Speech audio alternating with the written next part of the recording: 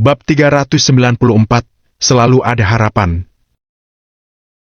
Pria paruh baya di belakangnya berdiri dengan mata membelalak. Dia tampak tercengang. Bukan perkataan pria paruh baya di jendela itu yang mengejutkannya, melainkan isakan tangis pria yang berdiri di dekat jendela saat itu. Hanya dia yang tahu betapa terpandangnya pria paruh baya di dekat jendela itu. Dan seseorang dengan kedudukan seperti itu menangis terisak. Bisa dibayangkan betapa pentingnya Sean bagi pria paruh baya itu. Aku turut berduka. Pria paruh baya berambut pendek di belakang pria paruh baya di dekat jendela menasihati dengan lembut. Sayang sekali kita kehilangan Sean. Aku hanya mengkhawatirkan masa depan Draconia. Pria paruh baya di jendela perlahan mengibaskan tangannya dan menghela napas panjang. Dalam periode Angkatan Darat di Barat Laut berada di bawah kendali Jenderal Lane, baik klan-klan selatan maupun utara tidak berani melancarkan serangan. Jenderal Lane memimpin negara sendirian, memblokir semua musuh. Draconia terasa damai dan penduduknya aman. Beberapa bahkan mengatakan bahwa dengan Jenderal Lane di posisinya, Draconia pasti bisa aman selama 100 tahun. Pada saat itu, aku tidak mempercayainya. Mendengar kata-kata yang diucapkan oleh pria paruh baya di dekat jendela itu, pria paruh baya berambut pendek juga menghela nafas. Awalnya, pria paruh baya berambut pendek itu juga tidak percaya. Namun siapa yang mengira sejak Sean meninggal di medan perang, Angkatan Darat di Barat Laut mengalami kerusuhan dalam semalam, dan Angkatan Darat sangat kacau sehingga jutaan prajurit tidak termotivasi untuk bertempur lagi. Keadaan itu membuat Raja Draconia khawatir dan mengirimkan pasukan untuk menjaga perbatasan negara. Namun semuanya nihil. Hanya ketika Raja negara itu akhirnya pergi untuk memadamkan sendiri situasi itu, keadaan menjadi tenang. Kemudian, dengan dukungan rujukan yang tak terhitung banyaknya, Odom, tangan kanan Sean, dipaksa untuk memimpin pasukan berkekuatan jutaan orang di Barat Laut. Namun, Odom tidak cukup baik untuk posisinya. Dalam 2 tahun, dia berjuang di banyak pertempuran, tapi kekalahannya lebih banyak daripada kemenangan.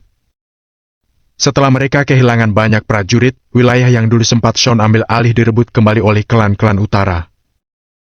Bisa dikatakan bahwa Northland sekarang berada dalam keadaan darurat perang. Segera setelah Angkatan Darat di Barat Laut gagal menahan serangan, klan-klan utara dan selatan akan bergabung. Mereka pasti bisa melompat melintasi perbatasan dan merangsek masuk langsung ke wilayah Draconia. Pada saat itu, Draconia benar-benar akan mengalami bencana besar. Odom dan Sean sangat berbeda. Sean berkemauan keras, ditempa oleh disiplin militer setelah beberapa tahun berlatih. Sean jarang bicara, tapi dia punya strategi hebat di medan perang. Sementara Odom pandai bicara. Namun strateginya tidak praktis. Karakteristiknya adalah memimpin pasukan bertempur dalam peperangan yang sesungguhnya bukanlah tandingan Sean. Odom bertanggung jawab atas terjadinya peperangan dan kekalahan berturut-turut dalam 2 tahun terakhir. Pria paruh baya di dekat jendela berbicara dengan dingin. Kamu memang benar. Namun seorang jenderal tidak bisa diganti pada menit terakhir. Sekarang musuh kita semakin mendekat. Odom butuh 2 tahun untuk menguasai Angkatan Darat di Barat Laut. Jika kita mengganti para jenderal tepat sebelum pertempuran, siapa yang akan mampu mengambil alih tanggung jawab itu? Bahkan jika kamu mengganti jenderal-jenderalnya, siapa yang bisa melakukannya yang lebih baik daripada Odom? Dan apakah para jenderal dari Barat Laut itu akan mematuhi perintah komandan yang baru? Paruh baya berambut pendek itu menyuarakan kekhawatirannya. Dan pria paruh baya di dekat jendela itu terdiam. Seandainya ini tidak diperhitungkan, seseorang akan mengambil kedudukan Odom sejak lama. Apa yang kamu katakan masuk akal? Sayang sekali tidak ada orang lain selain Sean yang akan mampu menghidupkan kembali Angkatan Darat di Barat Laut. Namun, seseorang tidak bisa bangkit dari kematian. Bagaimanapun juga dia sudah meninggal. pria paruh baya di dekat jendela bersidekap. Ya, sayang sekali dia sudah tidak ada lagi, dan Odom melaporkan bahwa dia tidak bisa menemukan mayat Sean. Kita bahkan tidak tahu di mana harus mendirikan monumen untuk orang yang berjasa seperti itu. Kedua pria paruh baya itu saling berpandangan dan menghela napas panjang, semakin merasa kasihan pada Sean. Aku ingin menukar sisa hidupku agar Sean hidup lagi di dunia manusia dan menjaga kemakmuran Draconia. Namun, di dalam ruangan itu terdengar helaan napas panjang. Jika Sean masih hidup, pria paruh baya di dekat jendela itu akan memberikan segalanya untuk membantu Sean menuju puncak. Namun manusia tidak bisa kembali dari kematian, maka pria paruh baya di dekat jendela hanya bisa menghela nafas dengan duka cita. Bintang-bintang bersinar cemerlang di langit yang gelap. Waktu berlalu dengan cepat. Larut malam di rumah Nora di kota Riverfall. Fiuh! Di dalam kamar, Sean menghembuskan napas panjang dan menyeka keringat dari dahinya. Wash! Dengan membalik pergelangan tangannya, Sean mengambil beberapa jarum suntik di kakinya menggunakan satu tangan. Merasakan sensasi hangat yang berasal dari kakinya, Sean tersenyum. Awalnya, dengan sistem saraf yang rusak di kakinya, entah itu rasa gatal atau nyeri, Sean tidak akan bisa merasakannya.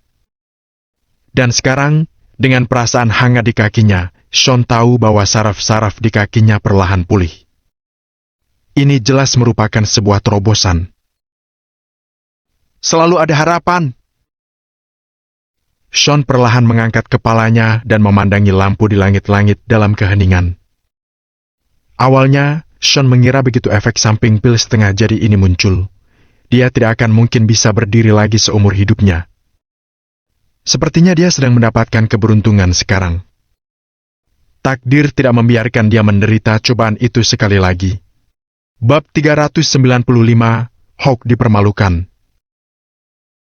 Menurut Sean, pil ini seharusnya bekerja dengan efek maksimal. Tentu saja, ini juga ada hubungannya dengan kondisi fisik Sean yang baik, serta teknik akupunktur yang digunakan untuk membantu pengobatan itu. Orang lain kemungkinan besar masih akan merasakan sisa gejala penyakit yang tidak pernah berakhir. Namun, karena Sean telah berlatih di medan perang selama bertahun-tahun, dia sudah membangun beberapa kualitas fisik yang sangat baik. Ditambah lagi, teknik akupunkturnya yang luar biasa membantu pengobatan itu. Sehingga pil yang masih setengah jadi itu sangat efektif. Seharusnya aku sudah bisa berdiri mungkin setelah 3 hari. Sean merasakan kehangatan di kakinya sekali lagi lalu bergumam. Cedera kaki Sean mendekati pulih. Bisakah Sean segera membalas dendam pada Hawk? Ketika Sean terduduk di kursi rodanya dalam keadaan lumpuh, dia seperti harimau garang dengan cakar tajam yang terpotong. Jika dia bisa berdiri lagi, tentu akan menjadi harimau garang yang kembali ke gunung dan mengaum di hutan. Kekhawatiran Sean ketika dia masih cacat bukan lagi masalah ketika dia kembali normal.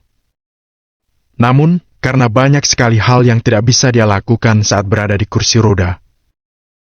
Namun, jika Sean bisa berdiri, semua hal yang dulu tidak bisa dia lakukan bukan lagi hal yang sulit.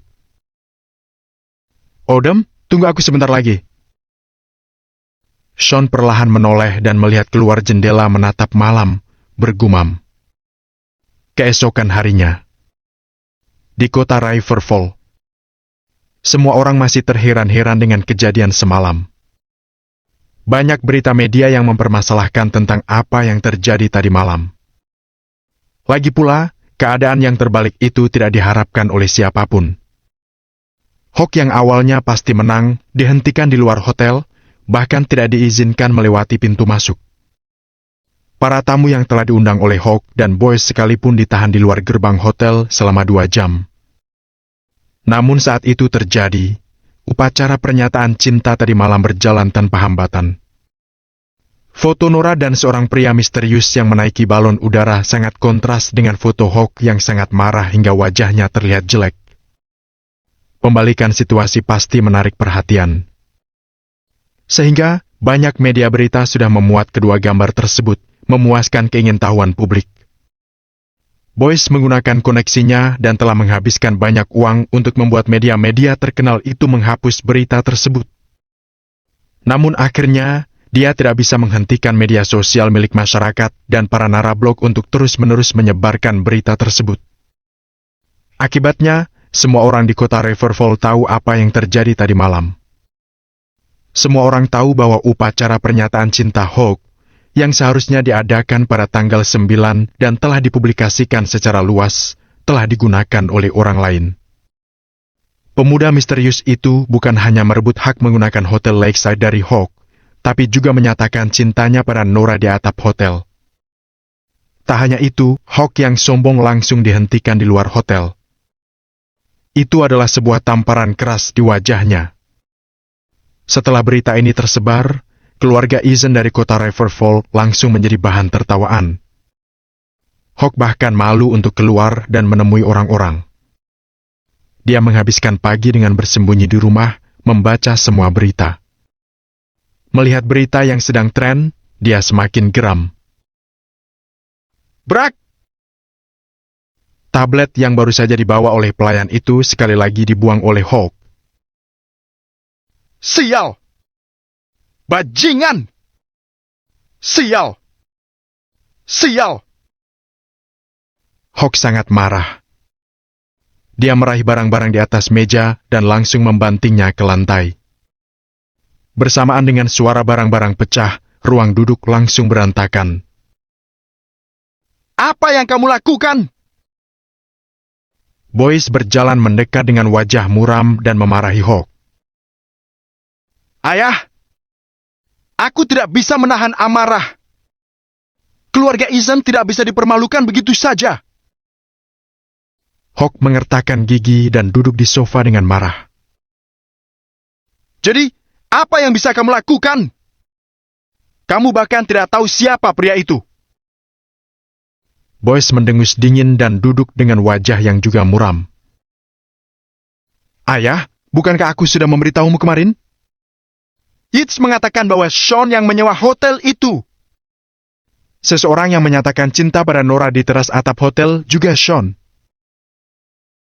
Hawk berpikir sejenak dan menanggapi. Apakah itu benar-benar dia, dan bagaimana Yates bisa tahu? Boyce mengerutkan kening, lalu dengan segera bertanya lagi. Nora dan Sean sendiri yang mengatakan itu. Namun, aku masih sedikit tidak yakin.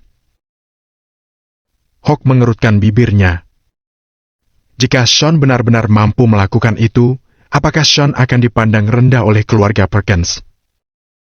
Bahkan Sean kurang yakin tim eksekutif Hotel Lakeside akan menyinggung keluarga Eason demi Sean, yang hanya seorang pria cacat. Boyce merenung selama 2 detik dan berkata, sekarang kita abaikan dulu masalah ini. Kemarin keluarga Eason dipermalukan oleh tim eksekutif Hotel Lakeside. Jika mereka tidak menghentikan kita masuk, kita tidak akan dipermalukan di depan umum. Kita harus menyerang balik, atau selamanya kita akan menjadi bahan tertawaan. Mendengar Boyce mengatakan itu, Hawk mematung sejenak dan bertanya,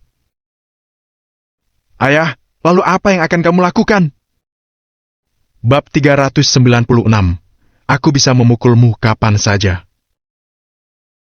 Aku telah menghubungi para orang penting lain yang juga diberhentikan di depan pintu bersama kita semalam. Mari kita bekerja sama dan membicarakan ini dengan penanggung jawab Hotel Lakeside. Boyce berkata dengan nada dingin sambil menyipitkan matanya. Boyce ingin balas dendam kepada tim eksekutif Hotel Lakeside karena berani mempermalukan keluarga Eason di depan umum. Ayah, aku ingin bergabung bersama kalian. Seketika itu, Hawk berdiri dan berkata pada Boyce, tidak perlu. Ada hal lain yang harus kamu lakukan. Boyce menggerakkan jarinya memberi isyarat agar Hawk mendekat, kemudian berbisik ke telinganya. Mendengar apa yang Boyce katakan, Hawk jadi bersemangat dan matanya berbinar-binar. Aku mengerti, Ayah. Akan kulakukan. Setelah mendengarkan hal itu, Hawk berkata dengan yakin. Di sore hari, Boyce bertemu dengan orang-orang elit lainnya dari kota Riverfall dan bersama-sama bergegas menuju ke Hotel Lakeside. Mereka semua adalah tamu-tamu yang kemarin telah diundang oleh Boyce untuk datang ke Hotel Lakeside. Namun, mereka telah dihentikan di luar hotel. Karena itu, mereka memutuskan bergabung bersama Boyce untuk membalas dendam. Ada lebih dari 10 mobil mewah dengan harga melebihi 2,1 miliar rupiah berbaris dengan rapi dan langsung melaju menuju Hotel Lakeside. Pintu mobil terbuka, dan Boyce keluar dari mobil bersama yang lain. Masing-masing dari mereka diikuti oleh beberapa pengawal di belakangnya. Setelah itu, mereka bergegas menuju pintu masuk hotel. Tuan Boyce, tunggu sebentar. Lihat tanda di sana. Tiba-tiba, seorang pria paruh baya menghentikan Boyce dan menunjuk ke arah atas. Apa yang menarik dari tanda itu? Mari kita langsung saja menemui manajer umum. Boyce tidak peduli, bahkan untuk sekadar mengangkat kepalanya. Tidak, Tuan Boyce. Sepertinya nama hotel ini telah berubah. Semua pria paruh baya di sebelah Boyce itu juga merasa kebingungan. Apa maksud Anda? Mungkinkah hotel ini sudah berganti pemilik? Apakah hotel ini sudah dijual ke pihak lain setelah semalam menyinggung perasaan keluarga Eason? Sambil melihat ke atas, Boyce berkata dengan nada meremehkan. Setelah melihat sekilas, Boyce sedikit tak berdaya. Kemudian, kedua matanya perlahan mulai membelalak. Boyce dengan cepat mengusap-usap matanya, lalu melihat tanda itu lagi. Kata Hotel Lakeside yang awalnya ada pada papan nama kini telah berubah. Kata Hotel Lakeside tidak berubah, hanya saja ada sebuah perubahan di antara kedua kata tersebut. Acton? Hotel Lakeside Acton? Boyce bergumam, kemudian terdiam. Para pria paruh baya di belakangnya juga merasa terkejut. Bagi orang-orang biasa di kota Riverfall, mungkin mereka tidak memahami apa arti kata Acton. Namun, kata Acton dengan cepat membuat Boyce dan para taipan bisnis lainnya di kota Riverfall tercengang. Pada awal berdirinya grup Acton, modal terdaftar grup itu sangat tinggi. Setelah itu, grup Acton mengambil langkah yang berani, membuat orang-orang takjub karena berhasil memenangkan lelang seharga 420 miliar rupiah dan mendapatkan tanah super di distrik Dragon Breath. Setelah itu, grup Acton juga menandatangani kontrak kemitraan yang tak terhitung jumlahnya dan terlibat dengan banyak perusahaan. Segera setelah itu, ketenaran dan reputasi grup Acton mencapai puncaknya. Perusahaan ini dikenal sebagai pemimpin komunitas bisnis di kota Riverfall. Karena grup Acton memiliki banyak kesepakatan bisnis dengan perusahaan lain, maka grup itu telah menciptakan banyak hubungan bisnis dengan banyak perusahaan. Tidak berlebihan jika mengatakan bahwa banyak perusahaan kecil yang bergantung pada grup Acton agar bisa bertahan dalam hiruk-pikuk industri bisnis. Grup Acton sangat luar biasa dalam hal kekuatan finansial dan koneksi. Tidak banyak yang berani mengganggu grup Acton dengan mudah. Dan sekarang, nama Acton muncul di papan nama Hotel Lakeside. Munculnya nama itu sudah menjelaskan apa yang terjadi. Grup Acton pasti telah mengakuisisi Hotel Lakeside. Bahkan jika grup Acton tidak mengakuisisi Hotel Lakeside, itu artinya Hotel Lakeside sudah berada dalam perlindungan grup Acton karena nama grup tersebut tercantum pada papan nama hotel.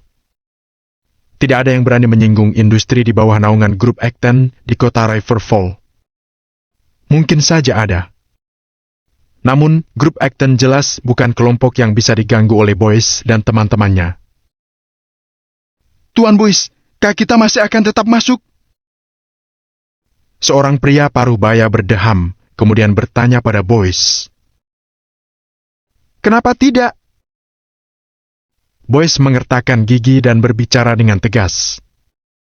Semalam keluarga Eason telah dipermalukan. Jika Boyce pergi begitu saja, kelak keluarga Eason pasti akan direndahkan. Tuan Boyce, maaf, saya harus pergi sekarang karena tiba-tiba saja ada yang harus saya selesaikan di perusahaan. Maafkan saya, Tuan Boyce. Istri saya akan melahirkan. Tuan Boyce, Anda bisa masuk duluan. Saya baru saja mendapat telepon dari sekretaris, dia bilang ada urusan yang mendesak. Dengan sekejap mata, orang-orang yang ada di belakang Hawk menemukan alasan untuk pergi. Tak sampai 1 menit, mereka semua telah pergi, meninggalkan Boyce yang berdiri sendirian dengan beberapa pengawalnya. Reputasi grup Acton memang sangat menakjubkan. Hanya nama grup Acton di papan hotel sudah cukup untuk membuat takut orang-orang. Dengan tangan yang mengepal erat, Boyce terdiam. Tidak ada yang tahu semarah apa dirinya saat itu. Apa sebenarnya maksud grup Acton? Mengapa secara tiba-tiba mereka mengakuisisi Hotel Lakeside ketika aku datang untuk berurusan dengan penanggung jawab hotel? Apakah grup Acton akan melawan keluarga Eason? Merasa sangat marah, Boyce berbicara dengan nada dingin. Tuan Boyce, bagaimana dengan kita? Asisten di belakang Boyce dengan lembut meminta pendapatnya. Kita pulang saja dulu. Wajah Boyce menjadi suram.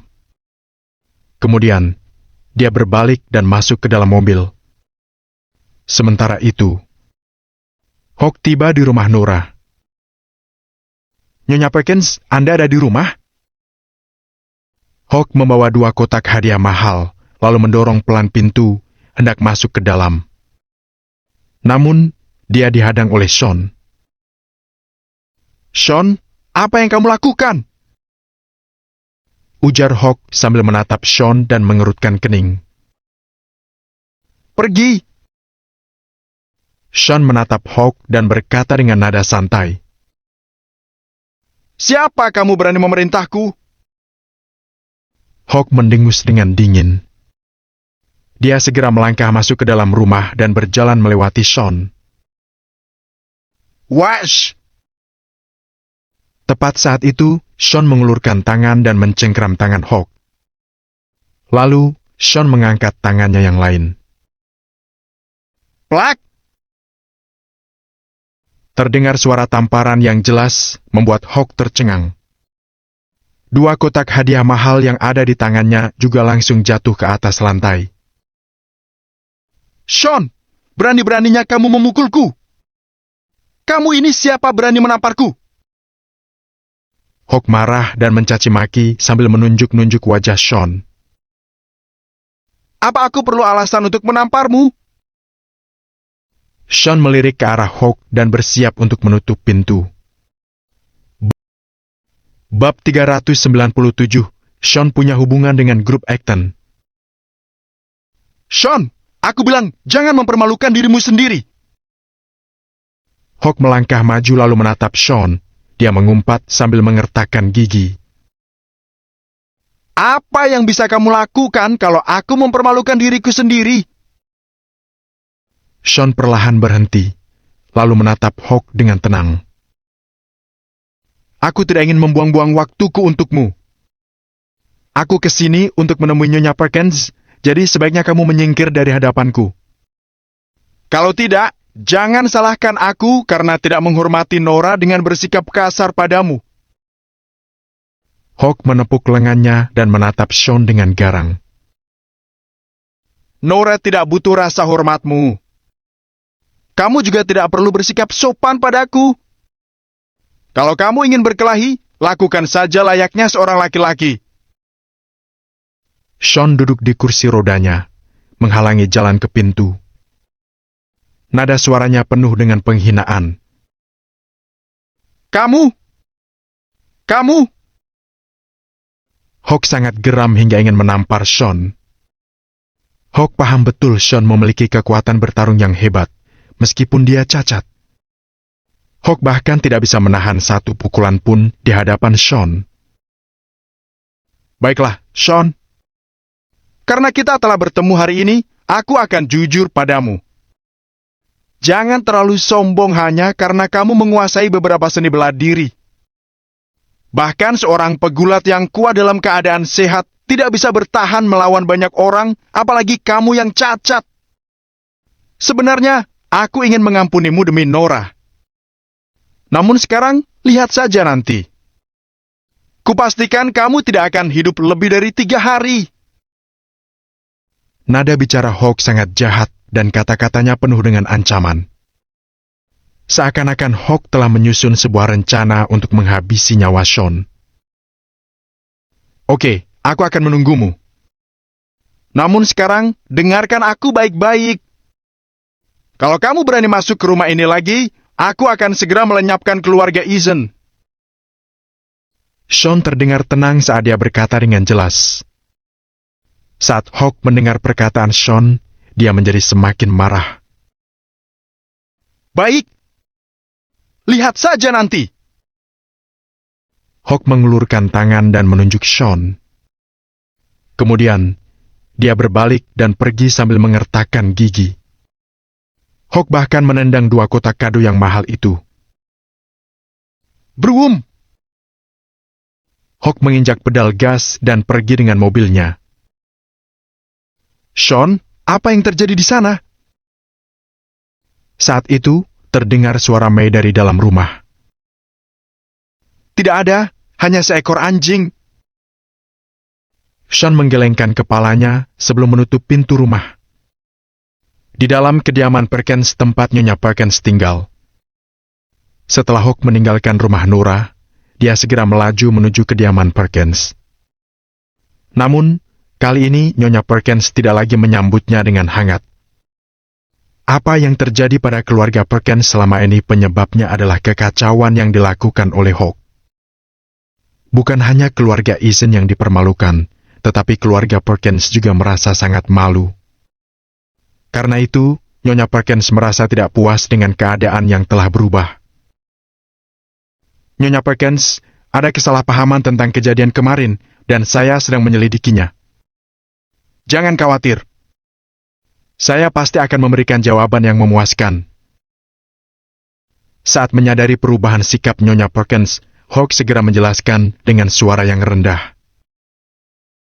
Tuan Ethan, aku rasa itu tidak perlu. Bisa disimpulkan Sean lah yang menyiapkan pernyataan cinta itu kemarin. Sean telah mengambil alih Hotel Lakeside darimu. Apalagi yang perlu dijelaskan? Nyonya Perkins perlahan bersandar pada kursi dan berbicara dengan tenang. Ini? Hawk menyeka keringat di dahinya dan merasa sangat kesal ketika mendengar nama Sean. Bekas tamparan di wajahnya belum hilang sampai sekarang.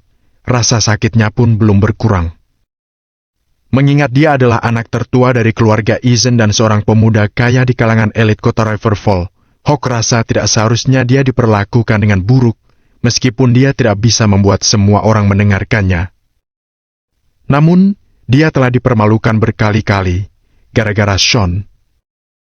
Hawk benar-benar tidak sanggup menanggung penghinaan-penghinaan itu. Nyonya Perkins, saya datang hari ini untuk membicarakan masalah Sean dengan Anda. Hawk terdiam beberapa detik, kemudian dia mengatakan apa yang telah Boyce perintahkan padanya. Tuan Ethan, hal itu tidak perlu. Jika aku ingin mengetahui perihal Sean, aku bisa bertanya pada Nora.